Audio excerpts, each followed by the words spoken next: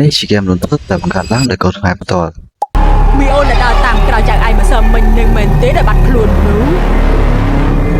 ហ្គេមនេះមានឈ្មោះថា Missing the Last Night Bride ដូចតតែហ្គេមនេះនិយាយពីក្មេងស្រីម្នាក់ដែលឡើងទៅធ្វើការនៅភ្នំពេញ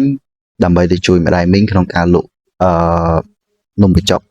ប៉ុន្តែចាប់តាំងពីថ្ងៃដែលនាងឡើងទៅដំបូងគឺតែងតែមានរឿងចម្លែកកើតឡើងរហូត កាន់តែគេមែនតែនហើយ ហើយអូនឯងគឺជាពីណាគេ ចង់នឹងថាមានរឿងអីចម្លែកអាច download លេងទាំងអស់គ្នាបានដោយឥឡូវនេះខាង developer បានតម្លាក់ជាមួយនឹង demo ឲ្យលេងហើយអញ្ចឹងតោះខ្ញុំពណ៌ឃ្លានលេងដែរអញ្ចឹងតែបញ្ជាក់មួយទៀតថាគេឲ្យលេងតែ PC ទេអត់ឲ្យលេងលើទូរស័ព្ទទេ អញដឹងថានឹងឯងមិនបានធ្វើតែគេថាឈាមវាខាប់ជាងទឹកហើយ